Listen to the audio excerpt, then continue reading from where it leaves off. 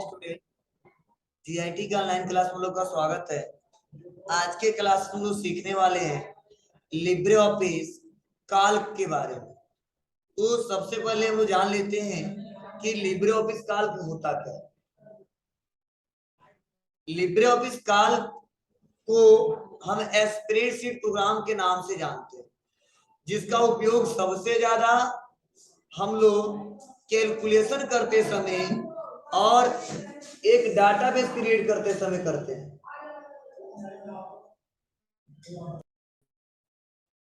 तो Libre office काल्क का उपयोग सबसे ज्यादा डाटाबेस और डाटा एंट्री करते समय, उस डाटाबेस में जो भी कैलकुलेशन करना हो उसको आसानी तरीके से करने के लिए सबसे ज्यादा हम लोग स्प्रेडशीट प्रोग्राम का इस्तेमाल करते हैं। जैसे हम लोग पहले एक्सेल का उपयोग करते थे, सेम वैसे ही लिब्रे ऑफिस काल्क का उपयोग करके कोई भी डाटाबेस तैयार कर सकते हैं, उस पे कैलकुलेशन कर सकते हैं और बहुत सारे फंक्शन का इस्तेमाल किया जा सकता है। चलिए हम उसको ओपन करते हैं और ओपन करने के बाद जानते हैं कि किस इंटरफेस को किस नाम से जाना जाता है। तो इसको ओपन करने के लिए बहुत ही सिंपल स्टेप है। हमको स्टार्ट मेनू पे सर्च बॉक्स पे क्लिक करना है और टाइप करना होगा लिब्रे ऑफिस। जैसे लिब्रे ऑफिस टाइप करेंगे यहीं पे आएगा Libre office writer, Libre office काल्क। तो हमको लिब्रे ऑफिस काल्क पे क्लिक करना होगा। अब जैसे लिब्रे ऑफिस काल्क पे क्लिक करते हैं तो जैसे हम पिछले क्लासेस में आपको समझाए थे और बताए थे कि जो ऊपर वाला पट्टी इसे क्या बोलते हैं, टाइटल बार। क्या बोलते हैं, टाइटल बार। उसके जो नीचे जो पट्टी है इसे बोलते हैं हम लोग स्टैंडर्ड टूल बार। क्या बोलते हैं, स्टैंडर्ड टूल बार। उसके बाद से जो नीचे हमने बताया था उसको हमने बताया था इसे हम बोलते हैं प्रॉपर्टी टूल बार। ध्यान दीजिएगा सभी लोग, जो सबसे ऊपर पट्टी है इसे बोलते हैं टाइटल बार, और जो इसके नीचे जो फाइल है, एडिट है, व्यू है, इंसर्ट है, इसे बोलते हैं मेनू बार। उसके नीचे जो हमारा यहाँ पे new, open, save, print preview, ये सारे जो ऑप्शन हमारे दिखाए जा रहे हैं उसे बोलते हैं स्टैंडर्ड टूल बार। लेकिन इसके जो नीचे ऑप्शन दिखाया जा रहा है उसे बोलते हैं प्रॉपर्टी टूल बार। हमने पिछले क्लासेस में लिब्रे ऑफिस राइटर के बारे में समझाया था, तो इसके बारे में बताया था। नया क्या है, तो नया यह है कि देखिए यहाँ पे एक पतला सा पट्टी बनाया गया है। जैसे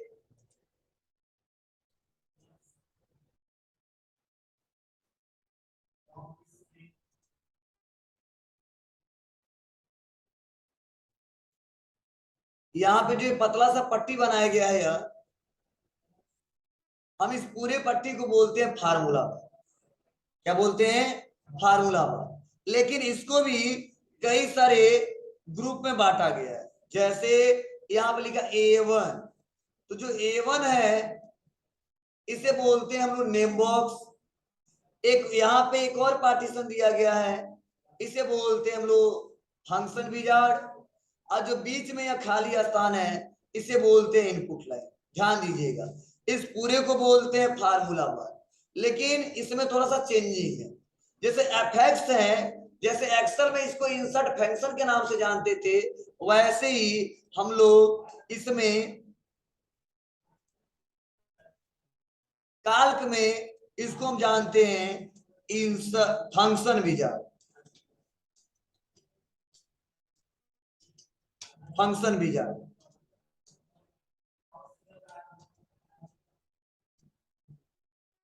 और जैसे हम लोग इसको पूरे को बोलते थे फार्मूला बार, लेकिन इस हिस्से को बोलते हैं input line. Input line.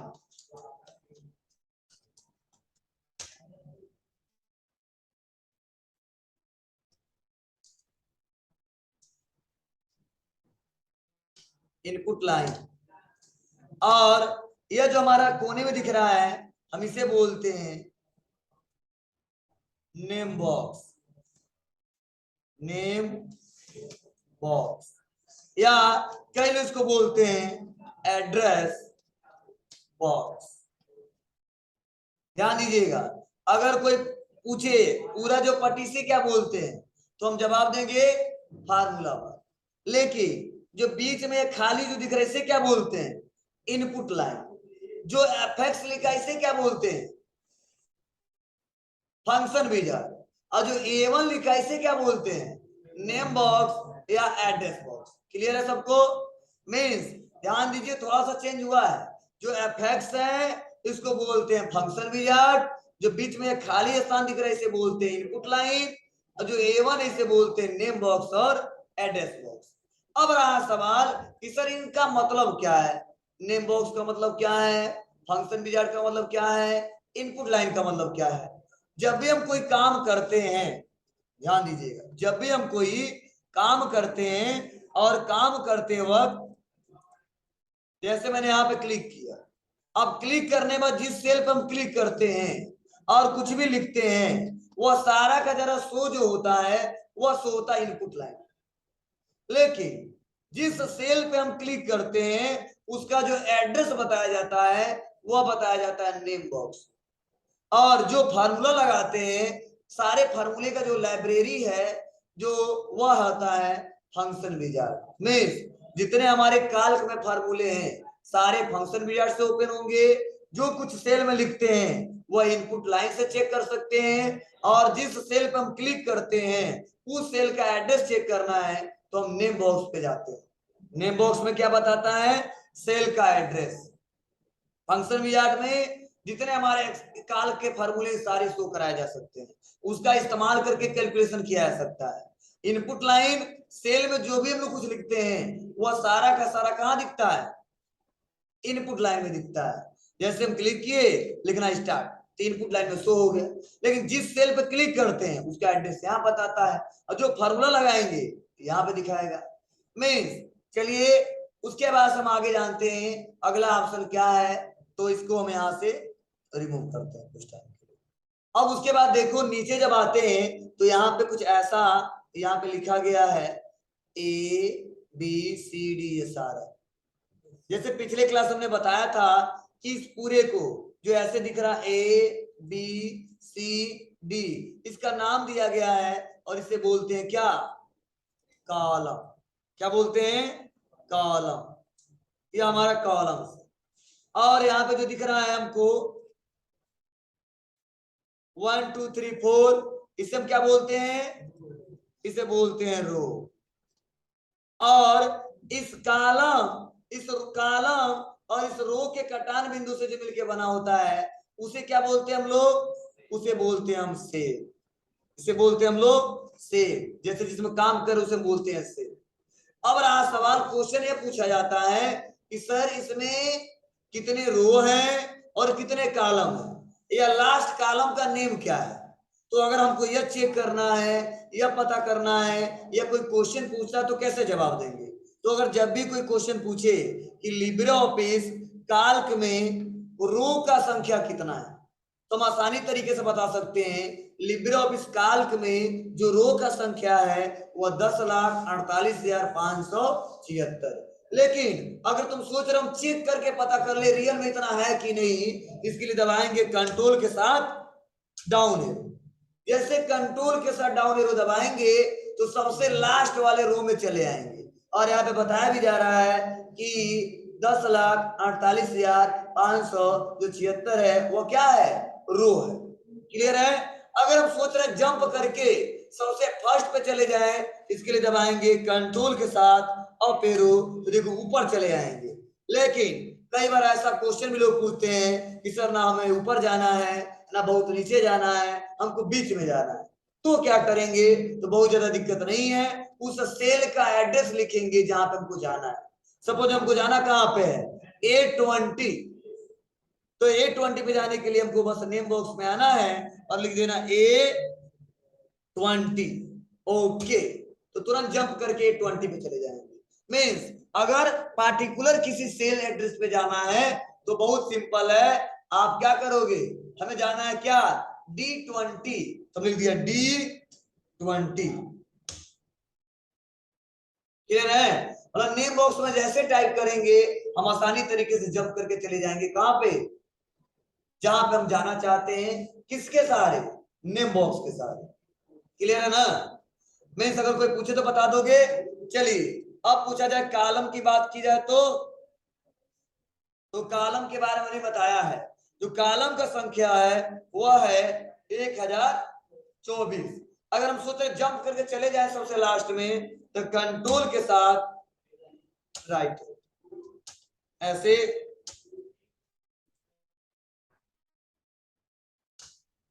Jump करके जा सकते हो।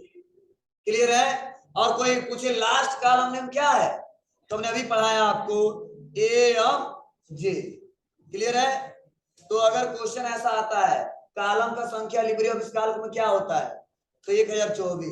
लास्ट कॉलम में क्या क्या होता है एम जे। कंफ्यूजन करेगा क्योंकि जब हम एक्सेल पढ़ाए थे आप लोगों को बताए थे कि एक्सेल में जो बाय डिफॉल्ट होता है जो कॉलम का संख्या होता है कितना होता है 1684। ठीक है। लेकिन जो कॉलम नेम होता है वो क्या होता है एक्स या डी 16,384 होता है। और लास्ट नेम क्या होता है वो होता है एक्स एफ डी। लेकिन अगर काल का पूछा जाए तो 1024 और लास्ट नेम पूछा जाए तो एम जे। क्लियर है। चलो शुरुआत में जाना तो control plus right arrow left arrow. Right arrow से हम लोग लास्ट में जाएंगे लेफ्ट एरो से फर्स्ट पे आएंगे। इतना सबको क्लियर है। बोलिए कोई क्वेश्चन पूछना है।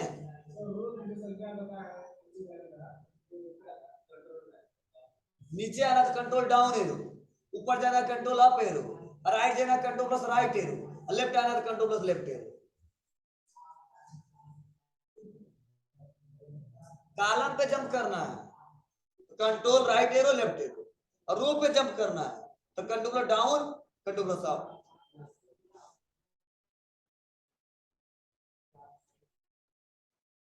क्लियर इतना।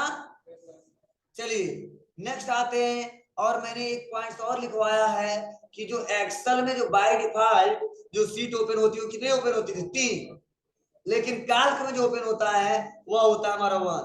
तो ऐसा क्वेश्चन कंपैरिजन करके बार बार पूछा जाता है कि लिब्रे ऑफिस कैल्क में बाय डिफॉल्ट सीटें कितने ओपन होती है जवाब देंगे 1। ठीक है। कई बार ऐसा भी क्वेश्चन पूछा जा सकता है एमएस एक्सेल में बाय डिफॉल्ट कितनी सीटें ओपन होती है तो बताएंगे 3। ऐसा कंपैरिजन करके क्वेश्चन कभी कभी पूछ देता है। ठीक है। लेकिन अगर काल की बात करें तो हमेशा आंसर देंगे 1। यह क्लियर हुआ। एक बार मैं सबको रिपीट कर रहा हूं ध्यान देना आप लोग साथ में बताना क्या है। ऊपर वाले पट्टी को क्या कहते हैं टाइटल बार। जो नीचे है मेनू बार इसके नीचे स्टैंडर्ड टूल बार उसके नीचे प्रॉपर्टी टूल बार ये पूरे को फार्मूला बार। ये H17 कैसे क्या बोलते हैं name box FX function wizard. उसके बाद से इनपुट लाइन ये पढ़ाया हूं ना एबीसीडी जो है कॉलम 1 2 3 जो है रो और बाय डिफॉल्ट जो सीट है 1। इतना सबको क्लियर है।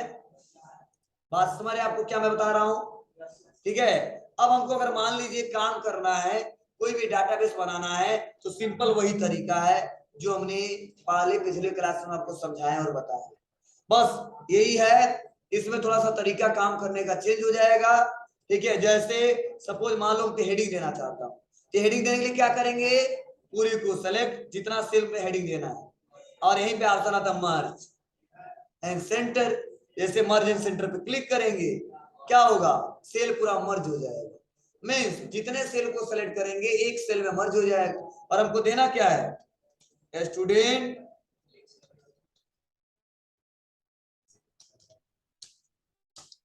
Database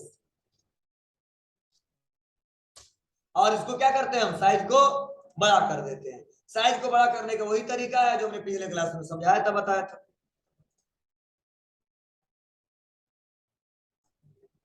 okay. कलर करना है क्लिक करेंगे ये हमने पिछले क्लास में बताया था समझाया था। हाँ क्वेश्चन एक बार बार पूछा जाता है कि लिब्रे ऑफिस कैल्क का बाय डिफॉल्ट फॉन्ट साइज क्या होता है तो हम जवाब देंगे क्या होता है 10 होता है। क्या होता है 10 होता है। इसको भी नोट कर लेंगे आप लोग। लिब्रे ऑफिस कैल्क का बाय डिफॉल्ट फॉन्ट साइज क्या होता है तो वो होता है 10।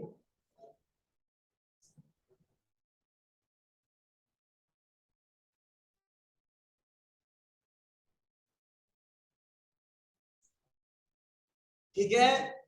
और कई बार क्वेश्चन ये भी पूछा जाता है लिब्रियोफिस का बाय डिफॉल्ट फॉन्ट नेम क्या होता है, तो बताएंगे Liberation Sans. Liberation Sans by default file name, नहीं font name, by default font name Liberation Sans. Okay. आज जो नीचे जो पट्टी दिख रहा है इसका, इसे बोलते हैं स्टेटस बार। और स्टेटस बार से क्या कर सकते हैं, जूम इन जूम आउट। यहां से जूम करेंगे तो 400 तक जाएगा, कम करेंगे तो 20% तक आएगा।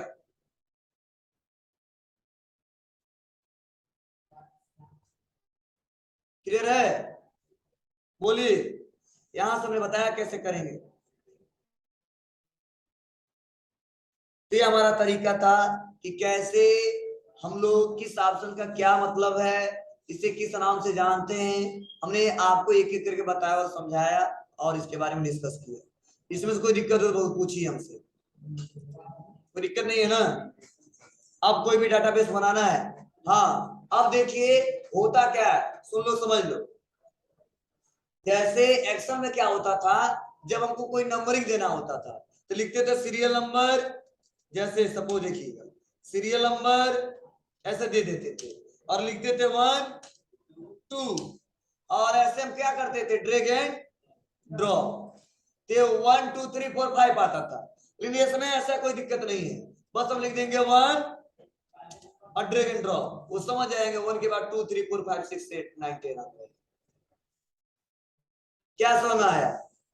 एक्सेल में 1 2 तब हमको समझाना पड़ता था कि 1 2 3 4 5 ऐसे आए, लेकिन इसमें ऐसा नहीं है, हम कर देंगे 2 और ऐसे ड्रैग एंड ड्रॉप 3 4 5 6 7,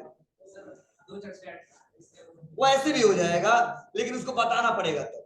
तो 2 4 तब ऐसा समझेगा। लेकिन अगर कोई नंबर सिंगल देते तो समझ जाएगा कि 2 के पास 3 3 के पास है 4, जैसे हम कर देते 5, वो समझ जाएंगे इसके बाद क्या आना चाहिए, उससे बेटर है। ठीक है, तो जब भी हमको नंबर देना है तो 1 2 कई बार मत लिखो, क्या करेंगे 1 ड्रैग एंड ड्रॉप, सब आएगा, इंतजार करो।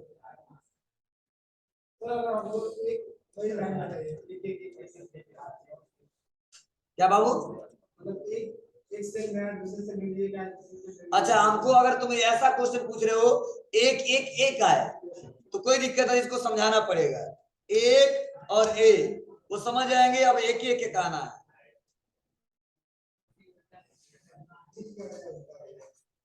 समझ रहा था आपको ना? तो कुछ ऐसे इसका यूज करेंगे हम, जैसे हमने यहाँ पे लिख दिया 600 ऐसे, तो हम लोग ड्रैग एंड ड्रॉप कर देते थे तो समय 600 600 आ जाता था।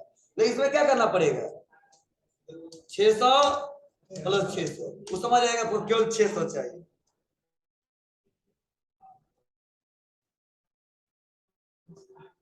क्लियर है? तुम बोला मंडे संडे कुछ भी चाहिए आ जाएगा, लिख दिया हमने। एक्सेल के जैसा ही काम करेगा, उससे अच्छा है।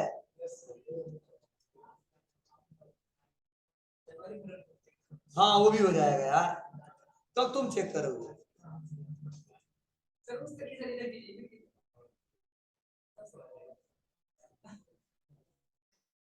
हो जाएगा ना? तो ऐसे आसानी तरीके से आप इसका प्रयोग करके देख सकते हो। तो आज की क्लास में बस इसका इंट्रो बताया कि काल्क होता क्या है, इसका उपयोग कहाँ पे करते हैं, देखो, और प्लस किस इंटरफेस को किस नाम से जाना जाता है। और जितना मैं अभी तक पढ़ाया हूँ आज, उससे लगभग 15 से 20 क्वेश्चन बन गए और ऐसे क्वेश्चन बार बार पूछे जाएंगे। ठीक है, तो मैंने आपको स्टेप बाय स्टेप लिखवाया भी है और समझाया भी है। जैसे हम लोग ऑनलाइन टेस्ट दे रहे थे, खड़ा कराए थे आपको, तो उससे रिलेटेड कई सारे क्वेश्चन पूछा जाता था कि कितना रो की संख्या है, कितना कॉलम की संख्या है, लास्ट कॉलम नेम क्या है, ये बार बार क्वेश्चन आ रहा था। तो हम लोग सोच रहे थे क्या आंसर दे, तो 2 लोग बच गए थे, टेस्ट हम नहीं लिए थे। ये हो जाएगा ना आसानी तरीके से। तो आज मैंने इसका इंट्रो बताया, कल से बताएंगे कैसे इस पे काम करेंगे। ठीक है, तो ध्यान दीजिए जो जो इंपॉर्टेंट फार्मूले हैं सारा हम एक एक डिस्कस करेंगे, क्वेश्चन ज्यादा करेंगे क्योंकि क्वेश्चन ज्यादा पूछा जाता है। ओके चलिए।